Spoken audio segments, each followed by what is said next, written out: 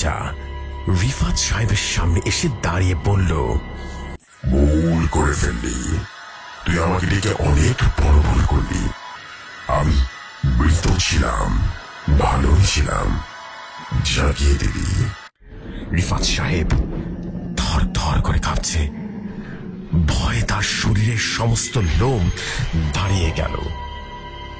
তিনি লক্ষ্য করলেন ধীরে ধীরে অবয়বটা আরো দানবীয় আকার ধারণ করল, আর খুব দ্রুত এসে রিফাত সাহেবের শরীরে প্রবেশ করে বলে উঠল, ভৌতিক দুনিয়া।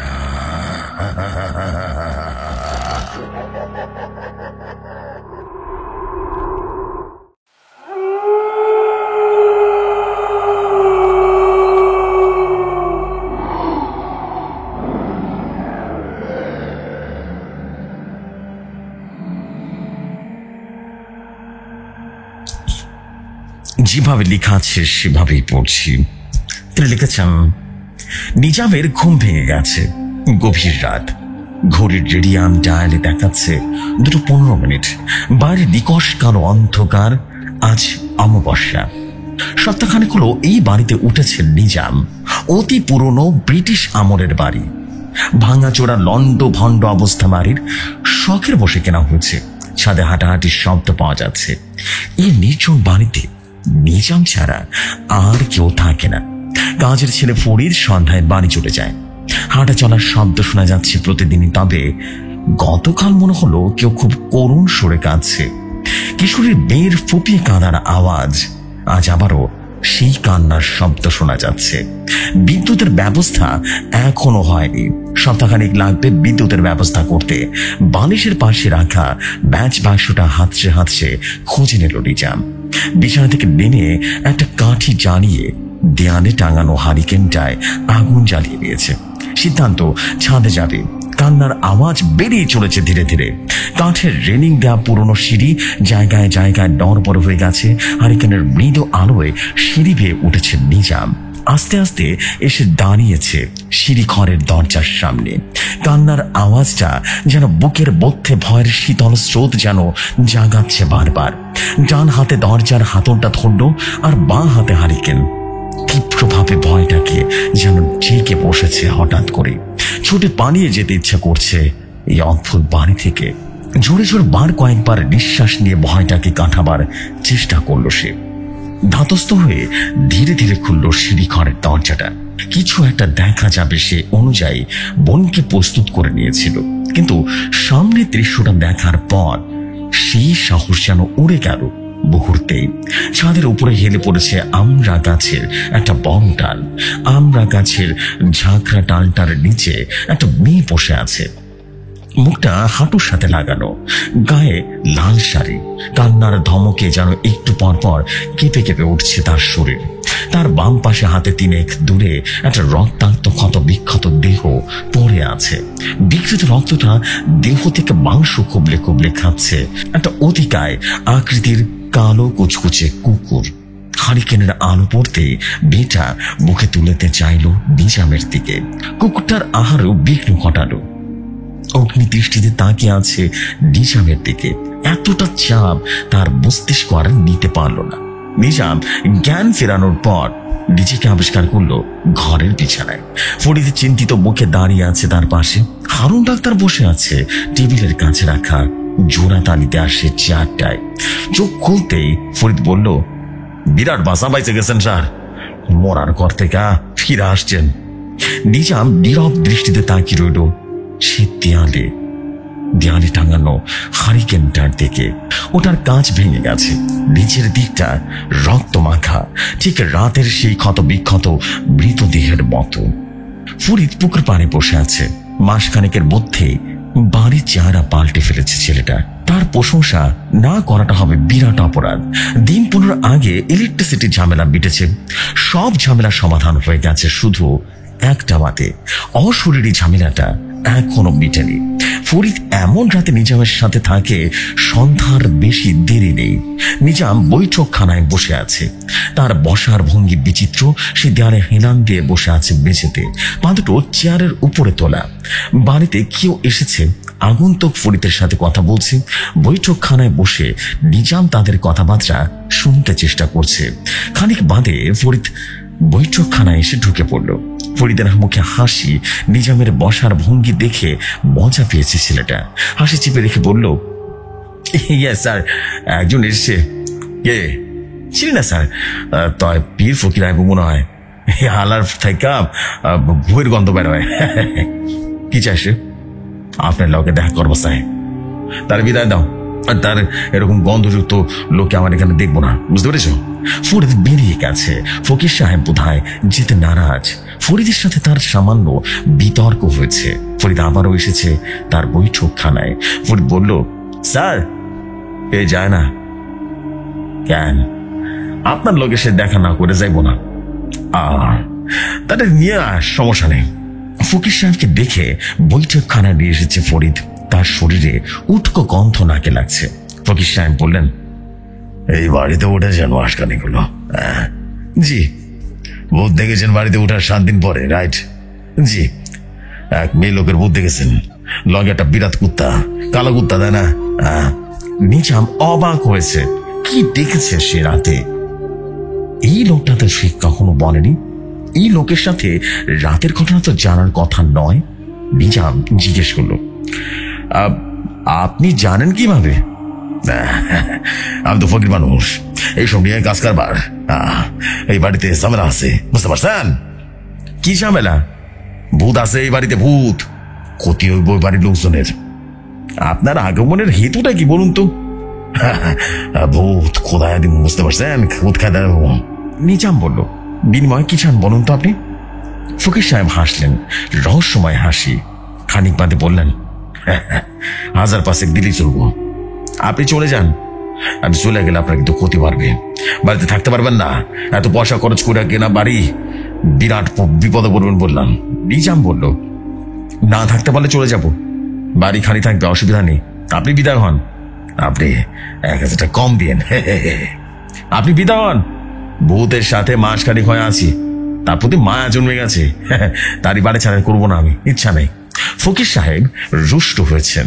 লম্বা লম্বা পা ফেলে দ্রুত বৈঠকখানা থেকে বেরিয়ে গেলেন তিনি। ফকির সাহেব বেরিয়ে যেতে ফরিদ বললেন, স্যার তেনারা খেদায় দেওয়া উচিত হয় নাই মনে হয়। কেন?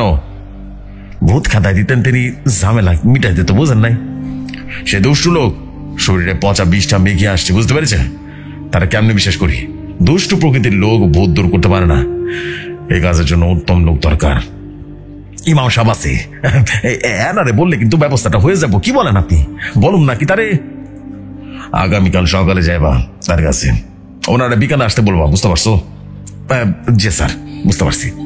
মধ্যরাতে আকাশটা যেন অপরিষ্কার, মেঘের আড়াল চাঁদ ঢাকা পড়েছে। পৃথিবী ডুবেছে ডিরেক্ট অন্ধকারে।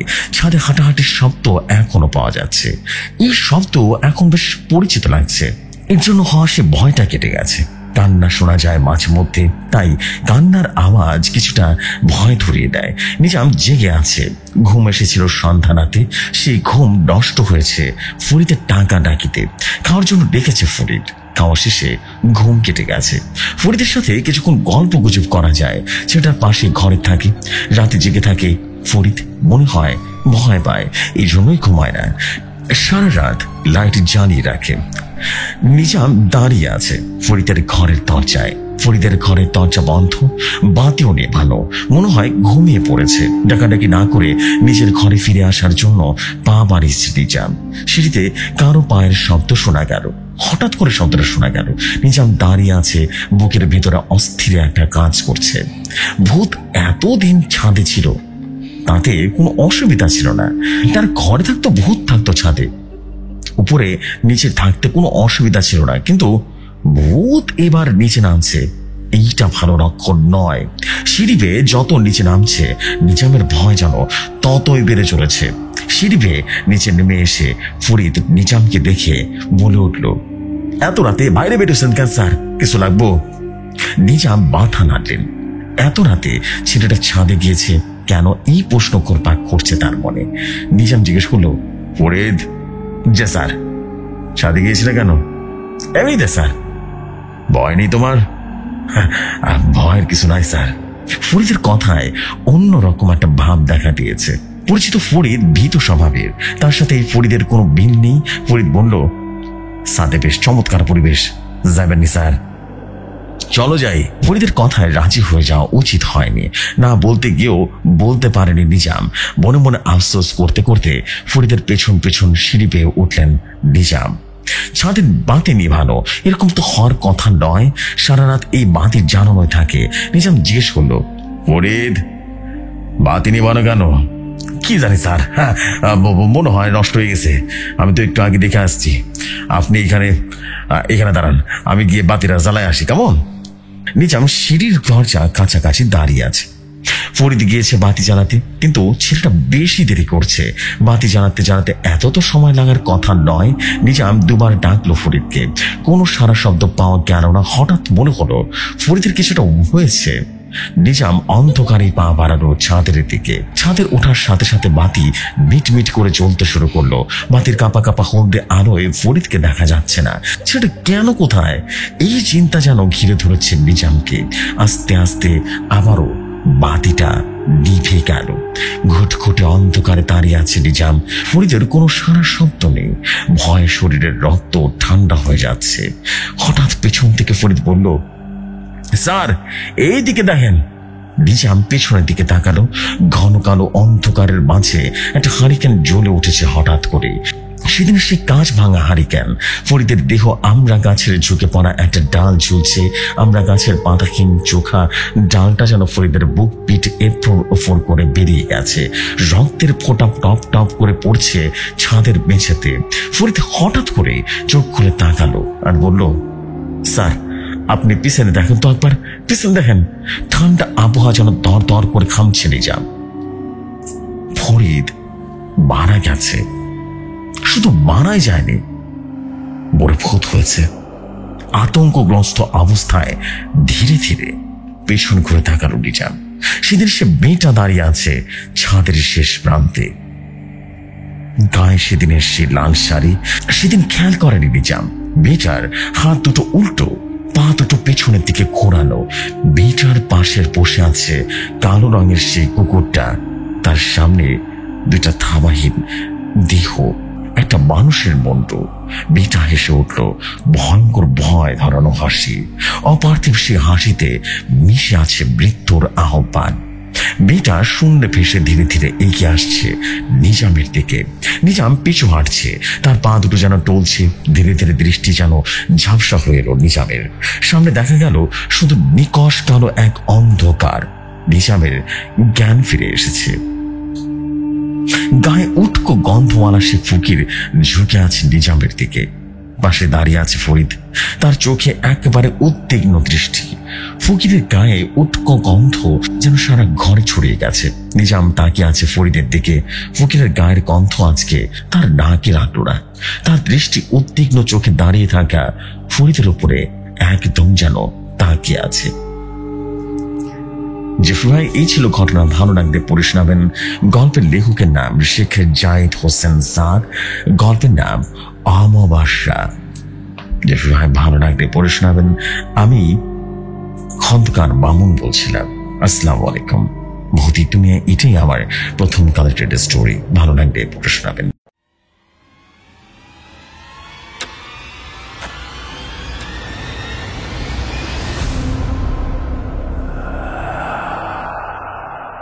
Thank you very much. Walaikum assalam, প্রিয় ভাই। Thank you very much for a beautiful story and I believe যে শুধুমাত্র আমার কাছে নয়, সবার কাছে ঘটনাটি বেশ ইউনিক লেগেছে, বেশ সুন্দর লেগেছে এবং তার থেকে বড় কথা অসম্ভব রকম ভালো লেগেছে। এবং ভালো লাগলে তখন কষ্টটা কিন্তু সার্থক হয়ে যাবে, আই বিলিভ। সত্যি অনেক সুন্দর একটা স্টোরি ছিল। অ্যান্ড ইনশাআল্লাহ আপনার এই স্টোরি যত সুন্দরভাবে আপনি লিখছেন, আই হোপ সবার কাছে অনেক ভালো লাগছে। আমি তো এটাই চাই যে দারুণ ঘটনা আসুক এবং দারুণ রকম ভাবে আসুক। That will be so much amazing, you know. আমি তো এরকমই চাই। So this the fact. আমি বেশি দেরি করবো না, আমরা চলে যাবো পরবর্তী ঘটনায়। এবং পরবর্তী ঘটনা আশা করছি আপনাদের কাছে অসম্ভব রকম ভালো লাগবে। চলে যাই পরবর্তী ঘটনায়।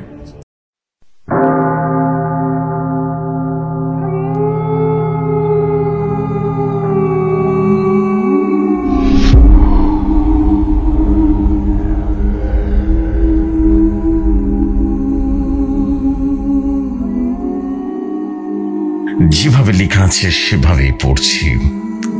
তোমাদের বাসায় আজ প্রচন্ড গরম। অন্যান্য দিনের তুলনায় আজ গরমটা যেন একটু বেশি। তোমাদের বাসায় খালাতো বোন রিমা বেড়াতে এসেছিল।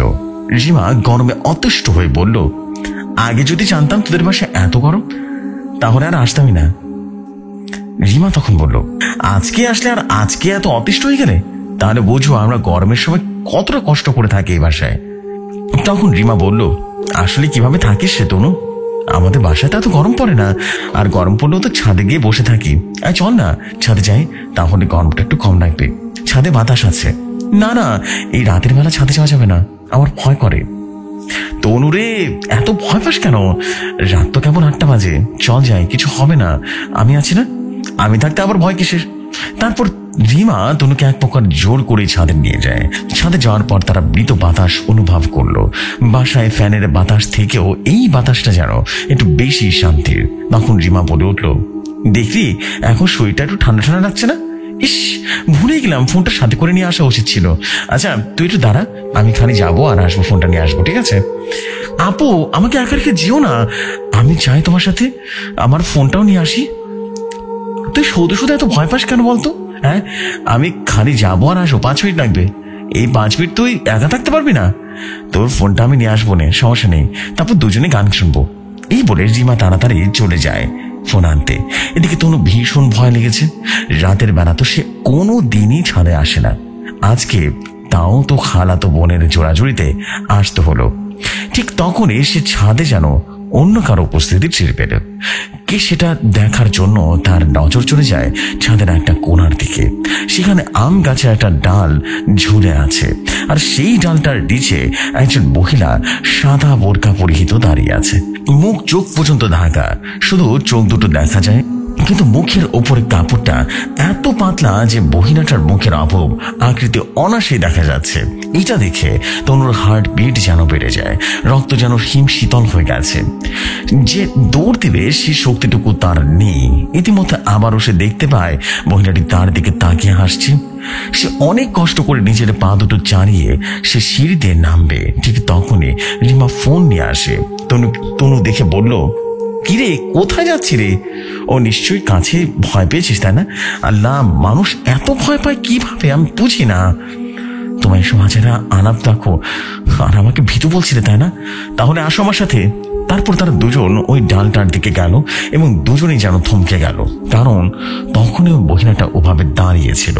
মুখে সে বিদ্যমান হাসিটা যেন ছিল। মুখে সে হাসিটা রিমা নিজের চোখে বিশ্বাস করতে পারছে না। এটা কি দেখছে? সে কাঁপা কাঁপা গলায় বলল, কে? আর তখনই সে মহিলাটা উচ্চস্বরে হাসি দিয়ে হাওয়ায় মিলে গেল। তখন তারা দুজনে আর একটু দেরি না করে তাড়াতাড়ি বাসায় চলে আসে। দুজনেই ভয়ে প্রচন্ড পরিমাণে ঘামছিল।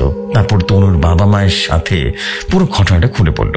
এটা শুনে তনুর বাবা বলল, আমিও একদিন ছাদে ওই মহিলাকে দেখেছিলাম, কিন্তু কাউকে বলিনি, কারণ শুনলে হয়তো সবাই ভয় পাবে। এরপর থেকে আমি আর ছাদে যাই না, তোরাও আর ছাদে যাস না, কেমন? এই গল্পের নাম কে ছিল ছাদে, মারিয়া আক্তার মাতিনের ঘটনা। যদি ভালো লাগে যে ভাই শেয়ার করতে পারেন। আমি ফিরোজ খান বলছিলাম। এমনই সব দারুণ দারুণ সব ঘটনা আরো কালেক্ট করছি, ভালো লাগলে পড়ে শোনাবেন। আমার স্টকে আরো 2টি স্টোরি আপনার সাথে একসাথে শেয়ার করে দিলাম। যদি ভালো লাগে তাহলে 3টা স্টোরি একসাথে শেয়ার করবেন। সো বন্ধুরা, আমরা এখন যেটা করবো সেটা হচ্ছে দেরি না করে আমরা ফিরোজ ভাইয়ের 2টো স্টোরিতে চলে যাব।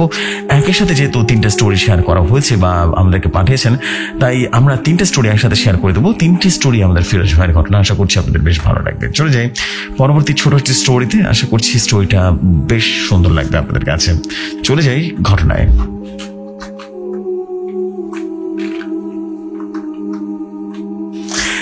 যেভাবে লেখা আছে সেভাবেই পড়ছি।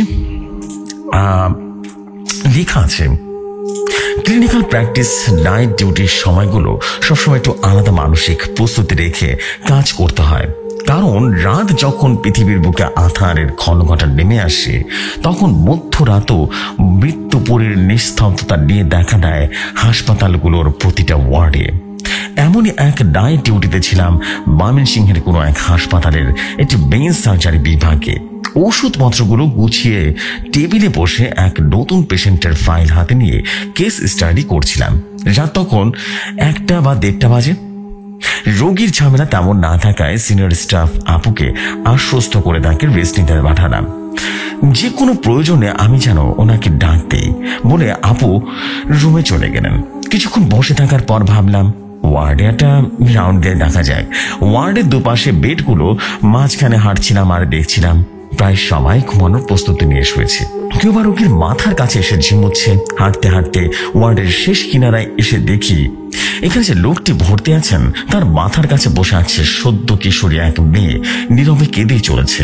লোকটির পাশেই পাটি বিছিয়ে সাথে আসা মহিলাটির একটা বাচ্চা ছেলেকে রীতিমতো বুকে নিয়ে ঘুমাচ্ছিলেন। খুবই বিধ্বস্ত আর ক্লান্ত দেখাচ্ছে মহিলাটাকে। আমি মেয়েটার কাঁধে হাত রাখতে আমার দিকে ফিরে তাকালো। কপালে ব্যান্ডেজ আর চোখ মুখ একেবারে ফ্যাকাশে হয়ে গেছে। বয়স 14 কিংবা 15 হবে। দু চোখ পেয়ে অঝোর ধারায় অশ্রু ঝরছে তার। আমি জিজ্ঞেস করলাম, তোমার বাবা? মেয়েটা মাথা নেড়ে সায় দিল। আমি বললাম, আল্লাহর উপর ভরসা রাখো, তিনি তোমার বাবাকে নিশ্চয়ই ঠিক করে দিবেন। তুমি তো দেখি অসুস্থ, কান্নাকাটি করে আর অসুস্থ হয়ে চলবে বলো তো? আমি তাকে আরো কিছু বলে সাহস জোগানোর চেষ্টা করলাম, কিন্তু মেয়েটা আর কিছুই বলল না। ড্যাব ড্যাব করে আমার দিকে চেয়ে রইল। আমি তাকে ঘুমাতে বলে চলে আসতে নিব, ঠিক এমন সময় আমারও অ্যাপ্রনটা ধরে টান দিতে আমি পেছন ঘুরে তাকালাম। খুব ক্ষীণ আর কাঁপা কাঁপা কণ্ঠে বলে উঠল, আমি আপুরে ছাড়া থাকতে পারি না, আমার আব্বু আমার সাথে নিয়ে দেন আপা, নিয়ে দেন। আমি বললাম, তোমার আব্বু সুস্থ হলে তুমি নিয়ে যাবে, আল্লাহর কাছে দোয়া করো। এরপর আরো কিছুক্ষণ ঘোরাঘুরি করে চলে আসলাম ওয়ার্ডের টেবিলে। এসে দেখি আপু বসে আছে। আমাকে না পেয়ে খুঁজে চলেছেন হয়তোবা। আমি কাছে এসে ওনাকে মেয়েটির বিষয়ে বলতে লাগলাম। উনি বলে উঠলেন, কোন মেয়েটি? এই রোগীর মেয়ে? আমি বললাম, ওই যে রোগীর মেয়ে, বয়স 14 কিংবা 15 হবে। তখন তিনি অবাক হয়ে বললেন, কি বলছে সব?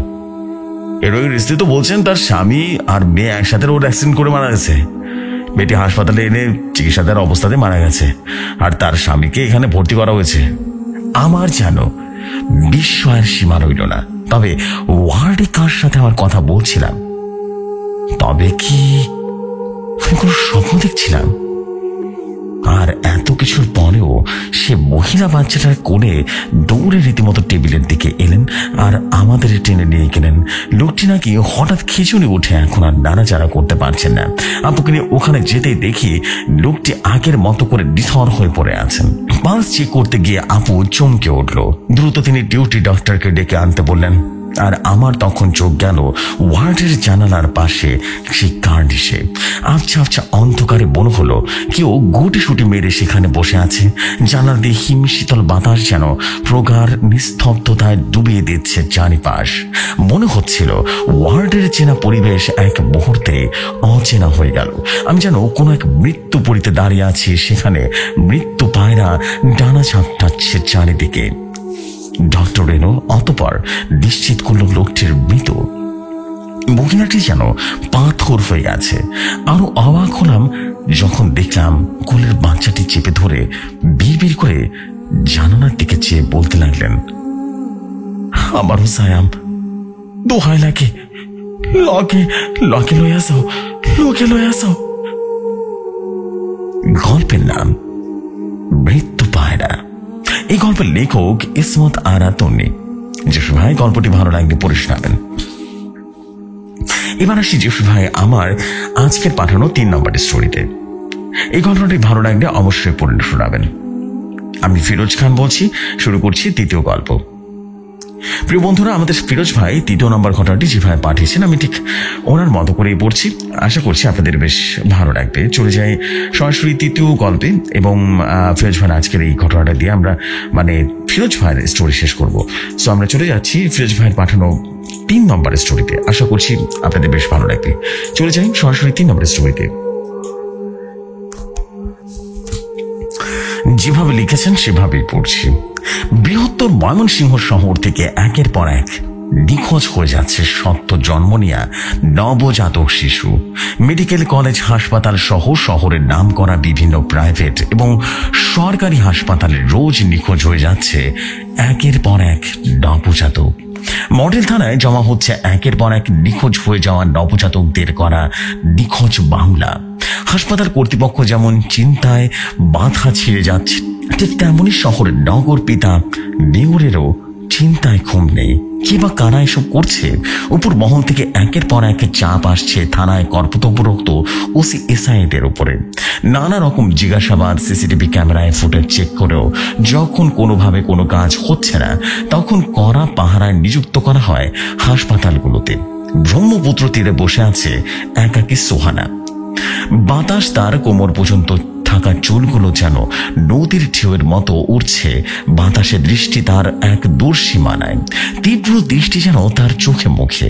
ভেবে চলেছে সে আপন মনে কিছু একটা। হঠাৎ দেখা যায় তার মলিন বৈষণ্য মুখের ঠোঁটের কোণে ফুটে উঠেছে এক কোণে হাসি। হাসপাতালে পাহারা বাড়িয়ে দেওয়ার পর রীতিমতো দুদিনের মাঝে শহরে আর কোনো নবজাতকের নিখোঁজ হওয়ার খবর পাওয়া যায়নি। কর্তৃপক্ষ ধরেই নেয় পাহারায় কাজ হয়েছে, আবার সবকিছু স্বাভাবিক করার চেষ্টা চালিয়ে যায়। যদিও দুদিনে তেমন কোন নবজাতকের নিখোঁজ হওয়ার খবর পাওয়া যায়নি, তবুও সাধারণ মানুষের মন থেকে ভয় দূর হয়নি। ডেলিভারি রোগী নিয়ে হাসপাতালে এখন অনেকে যেতে চায় না। শহরের বাইরে থেকে আসা রোগীর কথা তো বাদই দিলাম, হাজারো ভয় যেন থাকার পরেও ডেলিভারি পেইন এখন অনেকেই হাসপাতালে যায় না। ডাক্তার ডেকে নিয়ে আসা হয় বাসায়। তেমন একদিন কোন একজন ডাক্তার ডেকে নিয়ে আসে সাথী ডাক্তারের চেম্বারে। সাথী ডাক্তার তখন পেশেন্ট দেখতে খুব ব্যস্ত ছিলেন। অদ্ভুত রকমের এক সুন্দরী মানবী তার চেম্বারে বসে আছে, মুখোমুখি বসে আছে। সে মানবীর রূপে যেন অন্য কিছু একটা ছিল, যা সাথী ডাক্তারকেও ভাবিয়ে তোলে। নয়তো গ্রীষ্মের এই তাপদাহে কেউ এমন কোনো হুডি পরে তাকে গ্লাভস পরে আসে, কথা বলতে সবে শুরু করবেন তার এই অদ্ভুত পেশেন্টের সাথে। সেই সময় হুড়মুড় করে ভেতরে প্রবেশ করেন সাথী ডাক্তার বোনের হাজবেন্ড। জানান তার স্ত্রী অর্থাৎ সাথী ডাক্তারের বোনের লেবার পেইন উঠেছে, তাকে এখনই তাদের বাসায় যেতে হবে। তৎক্ষণাৎ সাথী ডাক্তারে যাওয়ার জন্য উদ্যত হলেন।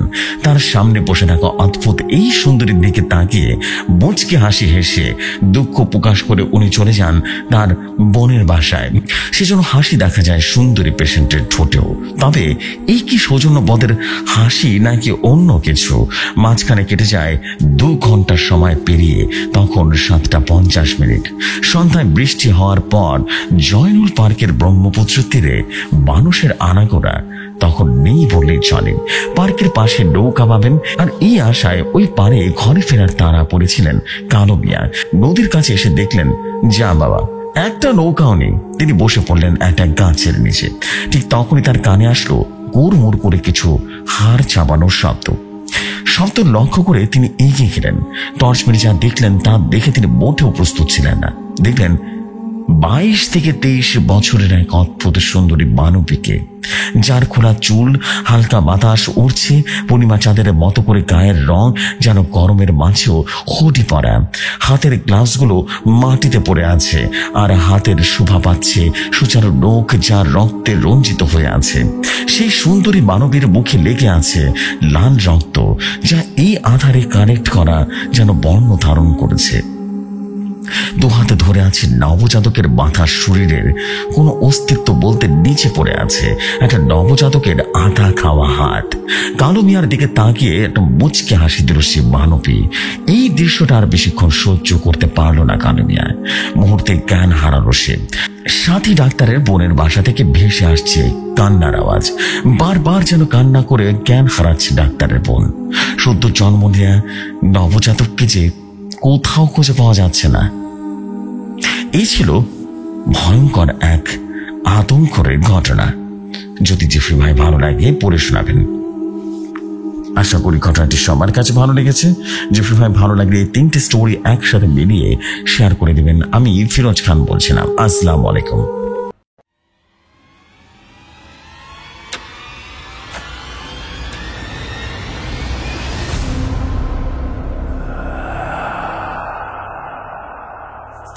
ওয়ালাইকুম আসসালাম আমাদের প্রিয় ফিরোজ ভাই।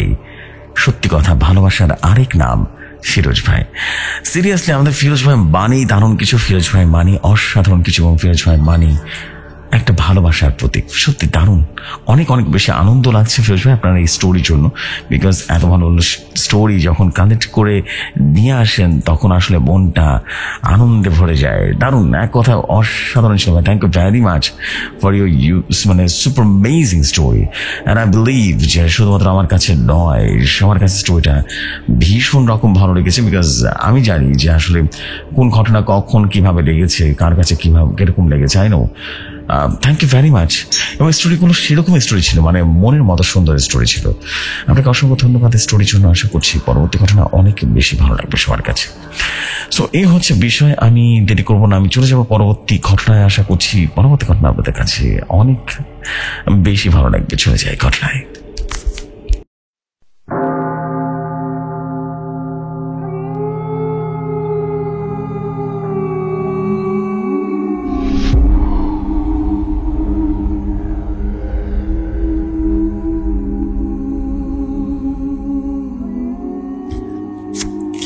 যেভাবে লেখা আছে সেভাবেই পড়ছি। লিখেছেন, সেদিন মধ্যরাত আমি ফোন স্ক্রল করছিলাম, হঠাৎ মনে হলো কে যেন আমাকে ডাকছে। বুঝতে পারলাম আমার চাচাতো ভাই। তো আসলাম, দরজা না খুলে ওকে মেসেজ দিলাম, ফারাবি আমার রুমে চলে আয়। ফারাবি বলল, তোর কি মাথা ঠিক আছে? আমি তো হোস্টেলে। তখন আমি রীতিমতো চমকে উঠলাম এবং বুঝে ওঠার চেষ্টা করলাম আমার সাথে কি হচ্ছে। আমি তো ভুল শুনিনি। তারপর দোয়া কালাম পরে ঘুমিয়ে পড়লাম। কিছুদিন পর আমি হোস্টেল থেকে আবারও বাড়ি আসলাম। এবার চিন্তা করলাম অনেক পড়বো, যে ভাবার সেই কাজ। পড়াশোনা শুরু করে দিলাম। 5 মিনিট পর বুঝতে পারলাম আমি চোখ খুলতে পারছি না, দু চোখ যেন বন্ধ হয়ে আসছে। আমি বুঝতে পারছিলাম না কি করব। সাথে সাথে পাশের বিছানায় শুয়ে পড়লাম। তখনই বুঝতে পারলাম কে যেন আমার গলাটা চেপে ধরেছে, বুকটা প্রচন্ড ভাবে চেপে ধরেছে। আমি তখন ডান দিকে হয়ে শুয়ে পড়লাম। আমি দেখছি আমার আশেপাশে সব শুনতে পাচ্ছি, কিন্তু কিছুই বলতে পারছি না। তখন বাইরে থেকে কে যেন জোরে জোরে ধমক দিল, আর আমি সাথে সাথে স্বাভাবিক হয়ে গেলাম। বিষয়টা তেমন একটা গুরুত্ব দিলাম না। একই দিনে জুম্মার পর আমার সাথে সেম কাহিনী। এবার ভয় পেয়ে গেলাম। উঠেই বালিশ চেক করলাম, বিছানা চেক করলাম, বোঝার চেষ্টা করলাম যে কি হচ্ছে। আমি কি কালোজাদু শিকার? তারপর থেকে প্রতিনিয়ত আমার সাথে এমন হয়, কেউ আমাকে ডাকাডাকি করে, আমি শুনতে পাই। কিছুদিন আগে একে বিকেলে দেখি একে নীরব জায়গায় একা একা একটা মেয়ে দোলনায় দোল খাচ্ছে।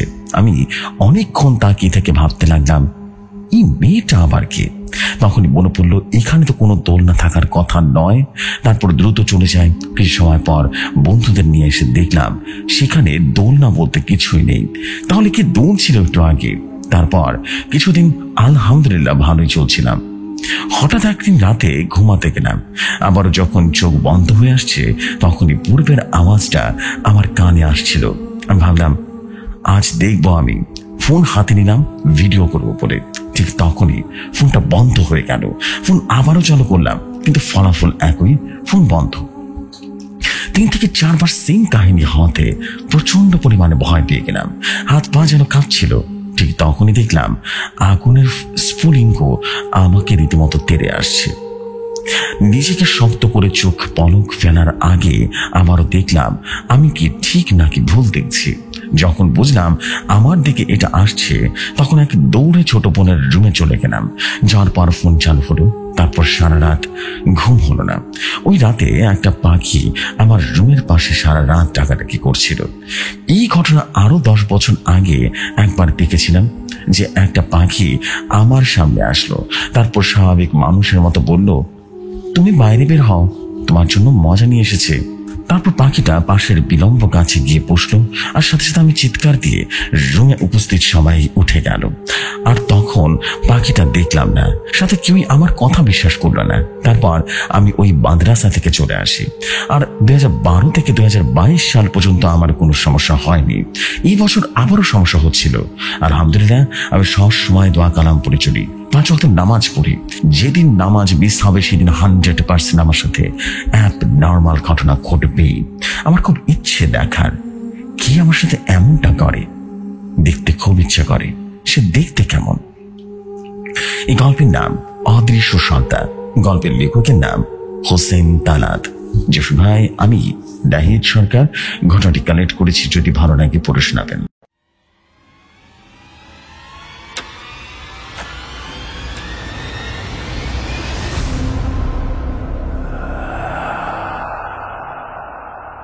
Thank you very much Nahid Sarkar ভাই, আপনার ছোট্ট স্টোরির জন্য। আমি চাই আপনার দারুণ দারুণ সব স্টোরি, ভৌতিক কথায় এরা ভৌতিক দুনিয়ায় আগে যেভাবে শেয়ার করেছিল সেম ভাবে যেন আরো শেয়ার করতে পারি। ভালো লেগেছে, অনেক সুন্দর একটা ইন্টারেস্টিং সাসপেন্সফুল একটা স্টোরি ছিল, অ্যান্ড আই বিলিভ যে সবার কাছে স্টোরিটা বেশ ভালো লেগেছে। আমি এখন যেটা করবো সেটা হচ্ছে পরবর্তী তিনটা স্টোরি একসাথে করবো। অ্যান্ড তিনটা স্টোরি আমাদেরকে পাঠিয়েছেন, নাম হচ্ছে রহমত ভাই। রহমত ভাই তিনটা স্টোরি একসাথে আমাদেরকে ছোট ছোট স্টোরি তিনি আমাদের পাঠিয়েছেন, আর আশা করছি আপনাদের ভালো লাগবে তিনটা স্টোরি একসাথে। সো প্রথম স্টোরির নাম অশরীরী ছায়া। চলুন শুনে আসি অশরীরী ছায়া।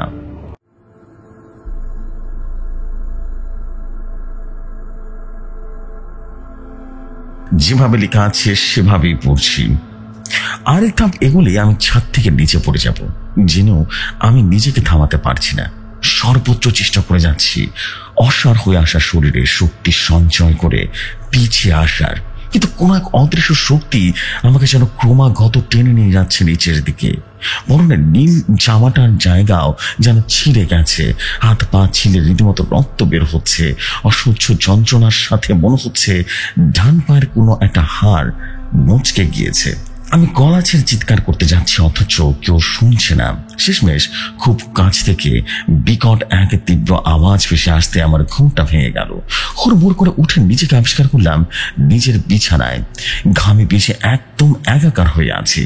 গলা শুকিয়ে কাঠ হয়ে গেছে।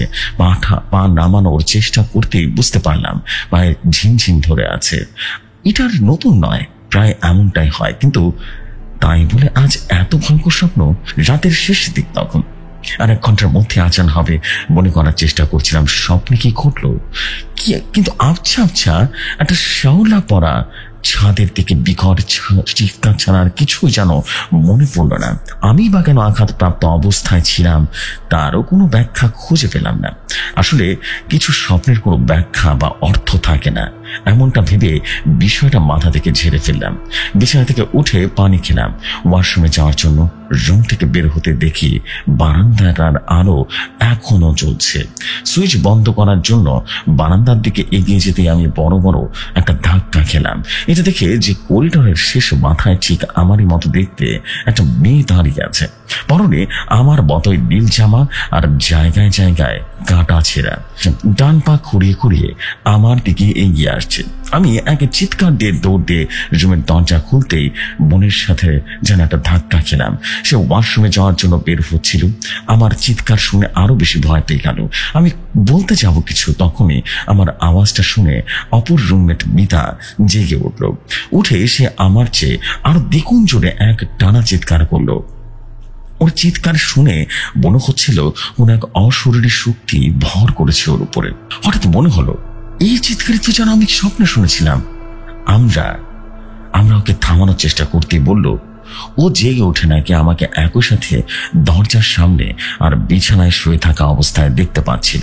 এই ঘটনা বেশ কয়েকদিন আগে একবার রাতের বেলা সবাই লাইট নিভিয়ে শুয়ে পড়ার পর একটা ছায়ার মতো আবহ রুমের এপাশ থেকে ওপাশে চলে যেতে দেখেছিলাম। কখনো বা রুমের মধ্যে মনে হতো পায়ের কেউ ছাপ দিয়ে বসে আছে। ভয় পেয়ে রীতিমতো ঘুম ভাঙতে পা ছিনছিন করতো। বুঝতে পারি আমরা ছাড়াও আরো কেউ আছে এইখানে, কিন্তু কখনো কারো ক্ষতি করেনি বা ক্ষতি হয়নি। হয়তো সে শুধু আমাদের কাছে উপস্থিতি জানানোর জন্য চেষ্টা করে। সে জানিয়ে দিতে চায় এই নিশাচর প্রকৃতিতে তাদের ভাগ আমাদের যে কোনো অংশ কম নয়, বরং একটু বেশি। ভাই এই ছিল ঘটনা, যদি ভালো লাগে পড়ে শোনাবেন। এবার আসি দ্বিতীয় গল্পে। আশা করি দ্বিতীয় গল্পটিও আপনাদের কাছে ভালো লাগবে। ছোট গল্প কিন্তু বেশ ইউনিক স্টোরি। যাই সরাসরি দ্বিতীয় গল্পে। এই গল্পের নাম সুগন্ধা সেই বাড়িটা। শুরু করছি পরবর্তী গল্প। ঘটনাটি আজ থেকে প্রায় 10 থেকে 11 বছর আগের কথা। মামারা তখন সুগন্ধাতে ভাড়া থাকতেন। সুগন্ধা তখন প্রায় শূন্য বিরানি ছিল। হাতে গোনা কয়েকটা বিল্ডিং ছাড়া সেসব বিল্ডিং এ মাঝে মাঝে মামারা যে 6 তলা বিল্ডিং এ থাকতেন সেটাই সবচেয়ে উঁচু। সেখানে মামারা প্রায় সময় মাঝে মাঝে বিভিন্ন প্যারানর্মাল অ্যাক্টিভিটির সম্মুখীন হতেন। একদিন মাঝরাতে হঠাৎ করে বাড়ির ছাদ থেকে অদ্ভুত আওয়াজ আসছে। শিল্পাটায় পিছলে যেমন আওয়াজ হয় ঠিক তেমন। মাঝরাতে এমন শব্দে ঘুমটা ভেঙে যাওয়ায় 3 তলায় বাড়িওয়ালা খুব বিরক্ত আর রেগে গেলেন। তিনি সে রাতের বেলায় 20 তলা থেকে 6 তলা পর্যন্ত প্রত্যেক ফ্ল্যাটে গিয়ে গিয়ে চেক করলেন কি এই মাঝরাতে শিল্পাটা বাজছে। তিনি প্রত্যেক ফ্লোরে গেলেন। তাদের সবার একই কথা, ভাই আমরা তো ঘুমাচ্ছিলাম, একই শব্দ শুনে আমাদের ঘুম ভেঙে গেছে, হয়তো আমাদের উপরের ফ্লোরে কেউ কিছু একটা পিটাচ্ছে। কিন্তু এত রাতে যখন বাড়িওয়ালা আঙ্কেল 6 তলা পর্যন্ত এই কথার জবাব পেলেন না, তখন তিনি বুঝতে পারলেন সমস্যাটা বাড়ির ভেতরে না, ছাদের ওপরে। বাড়িওয়ালা আঙ্কেল সাহস দেখে আমরা বেশ অবাক হয়ে গেলাম। তিনি তখনই ছাদে চলে গেলেন। হয়তো তার সাথে কেউ ছিল, আমার ঠিক মনে নেই, না হলে একা যাওয়া তো পসিবল ছিল না। তো ছাদে গিয়ে পুরো ছাদটা লাইট দিয়ে দেখলেন, সেখানে কেউই নেই, কোনো রকম শব্দ নেই। ছাদ থেকে নিচে নেমে এসে ব্যাপারটা জানার পর যখন আবার ঘুমাতে গেলেন, আবার সে শব্দ অনবরত হতে থাকে। এরকম অনেক ঘটনা প্রতিদিন ঘটতে থাকে। কখনো ছাদে জোরে জোরে হাঁটাহাঁটির আওয়াজ, কখনো মাঝরাতে সিঁড়ি দিয়ে উপরে ওঠার আওয়াজ, আবার কখনো সজোরে ফ্ল্যাটের মেইন দরজায় আছড়ে পড়ার শব্দ, কখনো বা ভর দুপুরে মামি বাড়িতে একা থাকলে কাজিনদের ভয়েসে রীতিমতো মামিকে মা মা আম্মু আম্মু কই তুমি, এখানে আসো, এসব শুনতেন মামি। এর কিছুদিন পর বাড়িওয়ালা আঙ্কেল হুজুর নিয়ে আসেন মিলাদ দেয়াতে, এবং মিলাদ দেওয়ার পর কি যেন হয়ে পড়েছিলেন। তারপর শুনেছিলাম কেউ কেউ নাকি আগের মতোই ঘটনা ফেস করতো। বাড়িওয়ালা আঙ্কেল ছাদে যাওয়া নিষেধ করে দিয়েছিলেন সেই দিনের বেলাতেও। তার কিছুদিন পর বামারা ওই বাসা ছেড়ে দিয়ে নিজের বাসায় চলে আসেন। এসবের ব্যাখ্যা কেউ খুঁজে পাননি কখনো। আমার বয়স তখন কম থাকলেও এই ঘটনাটা আমি আজও স্মৃতিবন্দী করে রেখেছি। মামারা বাসা ছেড়ে দেওয়ার আগে যতদিন ছিলেন, এসব কাহিনী শোনার পর আমি একদিনও যাইনি সে বাড়িতে। সুগন্ধার সামনে দিয়ে যাওয়ার সময় এখনো সেই বাড়িটার দিকে তাকিয়ে থাকি। আমি ভাবি, এখনো কি সেসব প্যারানর্মাল অ্যাক্টিভিটি হয়? গল্পের নাম সুগন্ধা সেই বাড়িটা। এই গল্পের লেখক শেখ সাদিয়া রেহমান। যেসব ভাই ভালো লাগবে পড়ে শোনাবেন ঘটনাটি 100% রিয়েল স্টোরি। এবার আসি আমার আজকের গল্পের বা আজকের কালেকশন করার 3য় নম্বর গল্পে। এই গল্পের নাম সুইসাইড রুম। ঘটনাটি একদম 100% রিয়েল স্টোরিতে বেস করা স্টোরি। চলে যাই লাস্ট স্টোরিতে। যেসব ভাই, ময়মনসিংহের এক কলেজের 3য় বর্ষের ফাইনাল পরীক্ষার রুটিন দিয়ে দেওয়ায় রাত জেগে টুকটাক পড়াশোনা করতে হয়। বাস দূরে বলে কলেজ হোস্টেলে থাকতে হয়। এর মধ্যে হোস্টেলে এসে সাক্ষী হয়েছি নানা রকম প্যারানর্মাল ঘটনার। এই তো কিছুদিন আগেই তো হলের বারান্দায় একটা চেয়ারে বসে পড়েছিলাম। আমি রাত জেগে পড়ি, তাই নির্দিষ্ট সময় রুমের লাইট নিভিয়ে বাইরে চলে আসতে হয়, যেন রুমে কারো ঘুমের ডিস্টার্ব না হয়। ঘড়ির কাঁটা তখন প্রায় 2টা ছুঁই ছুঁই। ইতিমধ্যে আশেপাশে সবাই ঘুমিয়ে পড়েছে, চারপাশে আর কারো সারা শব্দ নেই। এখানে বলে রাখি যে আমরা হলের যে ফ্লোরে থাকি সেখানে সিঁড়ির সাথে রুমগুলোকে এক্সট্রা রুম বলা হয়। আর এখানেও স্টুডেন্টরা থাকে, শুধু আমাদের ফ্লোর বাদে। কারণ শোনা যায় অনেক বছর আগে কোনো এক সিনিয়র আপু এখানে সুইসাইড করেছিলেন। তারপর থেকে যারাই এই রুমে থাকে তারাই কিনা ভয় পায়, না হলে অসুস্থ হয়ে যায়। এমনও শোনা যায় এই রুমে নাকি থেকে অনেকে কোমা পর্যন্ত চলে গিয়েছে এবং সে কোমা থেকে এখনো ফিরে আসেনি। তাই রুমটা তালাবদ্ধ অবস্থা বা সিলগালা করে পড়ে আছে বছরের পর বছর। হলের সবাই এই রুমটাকে সুইসাইড রুম বলে ডাকত। তা যাই হোক, সেই রুম থেকে আমাদের ব্লক থেকে যাওয়া আসার সিঁড়ি ছিল। তখন সেই নিস্তব্ধ পরিবেশের মাঝে হলের কালো বিড়ালটা ছোটাছুটির আওয়াজ শোনা যাচ্ছিল। আমি তখন বারান্দায় মশার কামড়ের সাথে যুদ্ধ করে পড়ায় মনোযোগ দেওয়ার জন্য ব্যস্ত ছিলাম। হঠাৎ খুব জোরে থপ করে একটা শব্দ হলো। মনে হচ্ছিল কেউ যেন নামতে গিয়ে পড়ে গেছে। যেহেতু কিছুক্ষণ আগে এমন একটা ঘটনা ঘটেছে, কোন এক জুনিয়র সিঁড়ি দিয়ে নামতে গিয়ে পরে পা মচকে ফেলেছিল, তাই আমি আর কিছু না ভেবে সিঁড়ির দিকে ছুটতে লাগলাম। কিন্তু আমাদের ফ্লোরে কাউকে খুঁজে পেলাম না। আশেপাশে বিড়ালটাকেও আর দেখা যাচ্ছে না। বিড়ালের পড়ে যাওয়ার আওয়াজ তো এত জোরে হওয়া সম্ভব নয়। এসব ভাবতে ভাবতে আর একটু সামনে এগিয়ে এসে নিচের ফ্লোরের সিঁড়িটা দেখার চেষ্টা করতেই হঠাৎ একটা এক্সট্রা রুম থেকে দরজা ধাক্কানোর শব্দে আটকে উঠলাম। এক মুহূর্তের মধ্যে মনে হতে লাগলো আমি কি কিছু ভুল শুনলাম। আবারও ধরাম ধরাম করে দরজা ধাক্কানোর শব্দ। এবার শুধু শব্দ নয়, সাথে বিড়ালটাও সিঁড়ি দিয়ে নেমে অন্যদিকে ছুটছে আর চেঁচাচ্ছে। আমার আর বুঝতে বাকি রইল না কি ঘটতে চলেছে। আমি ব্লকে দৌড় দিতে যাওয়ার জন্য পা বাড়াতে মনে হলো সিঁড়ি থেকে ধপ করে কিছু একটা আমার সামনে এসে পড়েছে, কিন্তু কিছুতেই কিছু দেখতে পারছি না। আমি বোধ শক্তি হারিয়ে ফেললাম। সামনে যাব নাকি পিছিয়ে যাব ওখানে চিৎকার করে বুঝে উঠতে পারছিলাম না। গলার স্বর যেন হারিয়ে ফেলেছি, হাত পা যেন কাঁপাকাঁপি করছিল তখন। তারপর মনে হলো একদিন সবাইকে মরতে হবে, তাই মৃত্যুকে ভয় করে লাভ নেই। এমনটা ভেবে এক নিঃশ্বাস নিয়ে ইন্নালিল্লাহ পড়ে পড়ে সামনের দিকে দৌড় দিলাম এবং ব্লকে ঢুকে সোজা গিয়ে রুমটা লাগিয়ে দিলাম। না, আর কখনো রাত জেগে পড়া যাবে না। আজই শেষ। বইপত্র সবকিছু বাইরে ফেলে এসেছি, থাকুক না। আয়াতাল কুরসি পড়ে চারদিকে ফু দিয়ে রীতিমতো শুয়ে পড়লাম। সেদিন সারা রাত আর ঘুম হয়নি। বারবার মনে হচ্ছিল যেন ওই রুমের দরজায় বুঝি কেউ উকি দিচ্ছে, কেউ ধাক্কা দিচ্ছে।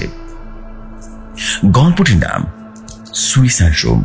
গল্প লেখকের নাম ইসমত আরা তন্নি। যশু ভাই, গল্পটি ভালো লাগলে পড়ে শোনাবেন।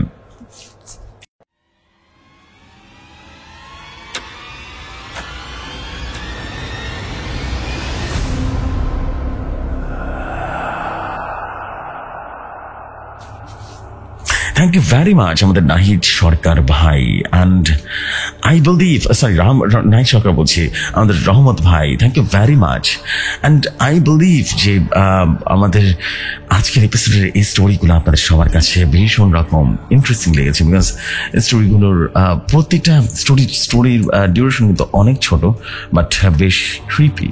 আর এই ধরনের সাসপেন্স ক্রিপি স্টোরি আমার কাছে সবসময়ের মতো ভালো লাগতো, আজকেও ভালো লাগে এবং সামনে ভালো লাগবে। খুবই সুন্দর একটা স্টোরি ছিল ভাই, আপনাকে অসংখ্য ধন্যবাদ এই অসাধারণ স্টোরির জন্য। অ্যান্ড আই বিলিভ যে সবার কাছে ভালো লাগলে কষ্ট সার্থক হবে। আমাদের আজকের ছোট্ট একটা স্টোরি আছে, সর্বশেষ স্টোরি। এই স্টোরিটা পড়লে আমরা মনে হয় আজকের মতো বিদায় নিতে পারবো। সো চলে যাই ছোট্ট একটা স্টোরিতে, আশা করছি স্টোরিটা আপনাদের কাছে ভালো লাগবে। চলে যাই।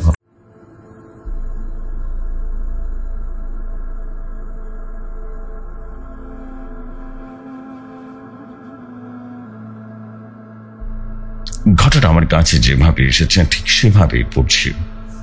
তিনি লিখেছেন, আসসালামু আলাইকুম জসু ভাই, আশা করি আপনি ভালো আছেন। আমিও ভালো আছি। আমি সাথী আক্তার। আজ নতুন একটা স্টোরি কানেক্ট করে পাঠাচ্ছি, ভালো লাগবে পড়ে শোনাবেন। ময়মনসিংহের তারাকান্ত একটা গ্রামে আমার বাড়ি। চাকরি সূত্রে ঢাকায় থাকি বহুদিন। বাবা মা বেঁচে না থাকায় গ্রামের বাড়িতেও তেমনটা আসা যাওয়া হয় না। উল্লেখ্য, আমাদের গ্রামের বাড়িটি লোকানো থেকে একটু দূরে এবং দীর্ঘদিন ধরে পরিত্যক্তই বলা চলে। ঘটনাটা কত ঈদটা এবার গ্রামে কাটাবো ভাবলাম। ঈদের 2 থেকে 3 দিন আগে পৌঁছে গেলাম গ্রামে। অনেক দিন পর গ্রামে আসায় বেশ ভালোই লাগছিল। রাতে আড্ডাবাজি করে বিছানায় যেতে যেতে প্রায় 1টা বেজে গেল। দীর্ঘদিন বাসা পরিত্যক্ত থাকায় ইলেকট্রিসিটির ব্যবস্থা ছিল না। একদিন হারিকেন জ্বালিয়ে শুয়ে পড়লাম। একটু তন্দ্রা ভাব চলে এসেছে। এমন সময় কেমন যেন একটা খসখসানির আওয়াজ পেলাম। বিছানা থেকে বেঞ্চের দিকে চোখ পড়তে দেখি একটা কালচে ধূসর রঙের বিড়াল দুপা মারিয়ে হামাগুড়ির মতো করে পা ঘেঁষে ঘেঁষে এগিয়ে যাচ্ছে বেঞ্চেতে রাখা হারিকেনের দিকে। তার এমন অদ্ভুত আচরণ দেখে অবাক হলাম। ফোনের ফ্ল্যাশ জ্বালিয়ে বিড়ালটাকে ভালোভাবে দেখার চেষ্টা করলাম।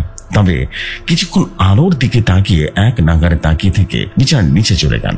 ব্যাপারটা স্বাভাবিকভাবে নিয়ে আবারও শুয়ে পড়লাম। একটু ঘুম খোরের মতো লাগছিল। পুনরায় একই রকম খসখসানির আওয়াজ। বেড থেকে মাথা উঁচিয়ে দেখি বিড়ালটা একই রকম ভাবে হামাগুড়ি দিয়ে পা ঘষে ঘষে হারিকেন দিয়ে এগিয়ে যাচ্ছে। আমি চুপচাপ দেখার চেষ্টা করলাম যে হচ্ছেটা কি করতে চাচ্ছে। একটা সময় দেখি এক হাত উঁচিয়ে হারিকেনের নব যেন নিভিয়ে দিল, আর সাথে সাথে আমি ফ্ল্যাশ লাইটটা অন করে ফেললাম। সরাসরি ফ্ল্যাশটা তার মুখে ফোকাস করলাম। আমার চোখে ভুল না কি আমি সেটা জানি না, মনে হলো বিড়ালটা যেন আক্রোশে ফেটে পড়েছে। একটু পর দাঁত খিচিয়ে ঘাটের নিচে চলে গেল। আমি ফ্ল্যাশ লাইটটা অফ করে শুয়ে পড়লাম। গরমে এপাশ ওপাশ করছি।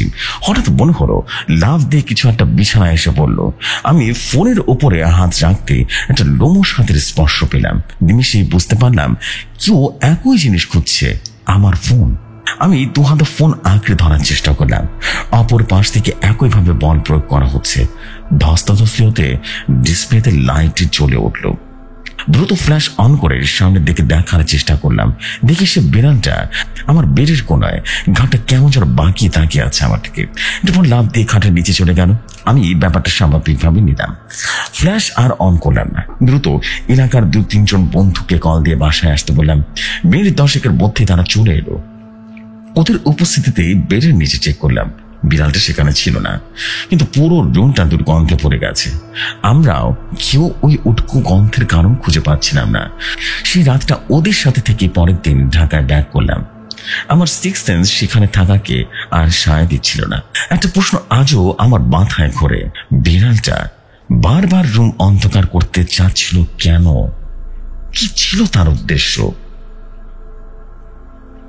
এই ছিল গল্প জসু ভাই। ভালো লাগলে পড়ে শোনাবেন। এই গল্পের লেখক দাসান, গল্পের নাম, উদ্দেশ্য। আমার নাম খালেক হাসান। ভালো লাগলে পড়ে শোনাবেন জসু ভাই।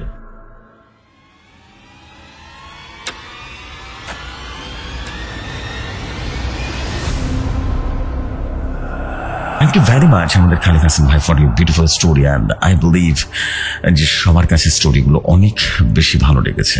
অ্যান্ড সত্যি ভালো লাগবে, কষ্টগুলো সার্থক হয়ে যায়। বিকজ আমি এই যে কষ্ট করছি, এই রোজা রমজানের দিনেও যে আপনাদের সাথে কমিউনিকেট করছি, রোজা রেখে রেকর্ড করা হচ্ছে, এই সমস্ত কষ্ট সার্থক হয়েছে যখন আপনারা পছন্দ করেন, এপিসোডটা শেয়ার করেন, বিভিন্ন প্ল্যাটফর্মে যখন শেয়ার করেন। So this is the fact. I hope আপনারা বুঝতে পেরেছেন। থ্যাংক ইউ ভেরি মাচ আপনাদের, আমাদের খালেক ভাই, আপনাকে অসংখ্য ধন্যবাদ স্টোরিটা শেয়ার করার জন্য। এরকম আরো স্টোরি আপনি কানেক্ট করবেন, ছোট বড় যাই পারেন না কেন কানেক্ট করে অবশ্যই দিবেন। This is the fact. আমি আর দেরি করবো না, এখনকার মতো এখানে বিদায় নিচ্ছি ইনশাআল্লাহ। আমি জাস্ট আর দেরি করবো না, সরাসরি ঘটনা থেকে আজকে বিদায় নিচ্ছি। ইনশাআল্লাহ কালকে অবশ্যই দেখা হবে নতুন স্টোরি নিয়ে। ততক্ষণ সবাই ভালো থাকুন, সুস্থ থাকুন, ভৌতিক দুনিয়ার সাথে থাকুন। আসসালামু আলাইকুম, শুভরাত্রি সবাইকে।